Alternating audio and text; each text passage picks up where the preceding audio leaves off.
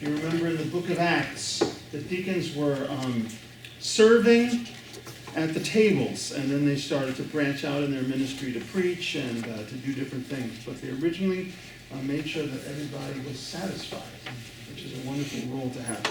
And the deacon's stole actually symbolizes the towel that Christ wrapped around his waist at this supper that we're celebrating tonight to wash his disciples' feet. So it's very cool. And also thanks to my dear sister, Pastor Kathleen, who is at our sixth table, because we knew we were going to have 6 tables. So our stoles, by the way, represent a yoke, like oxen wear. The other half is by Jesus, and he carries most of the weight, in case you were wondering. Trust me. Just a couple of other notes about our night tonight.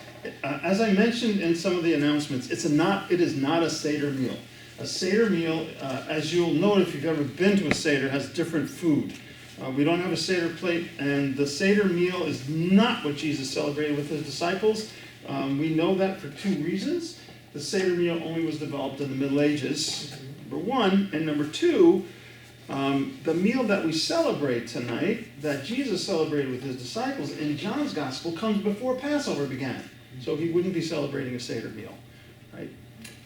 So were they remembering the Passover? Absolutely, but not with the Seder meal that we're used to. So we try to evoke something of the meal that Jesus and his disciples might have eaten on that night at the Last Supper, which is why we have Mediterranean food for you.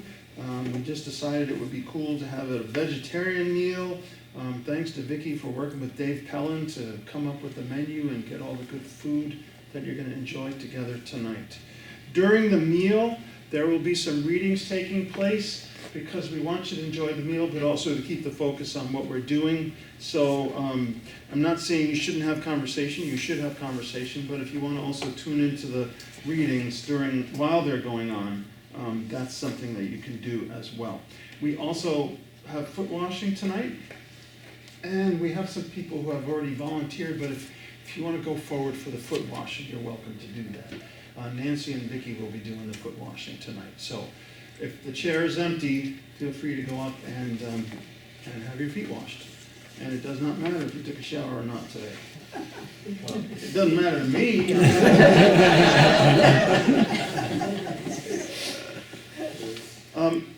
As you'll see in the order of worship, the bread and the wine are separate because that's how we have the account of how Jesus celebrated the meal. First the bread, and then after supper he took the cup, so after supper we'll distribute the wine. Thank you to Barbara for making the bread for tonight. And a reminder that we will only have wine, so if you do not drink wine, you can just pass it to your neighbor. The words you use for the distribution are on the table. In case you don't remember them, they're there for you to use.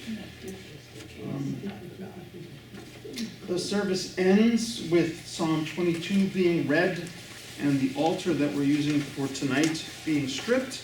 And then we just ask that you leave in silence and come back tomorrow at 7:30 for the Good Friday service as we continue our observance of these important days. So, that's it to welcome you. Nancy?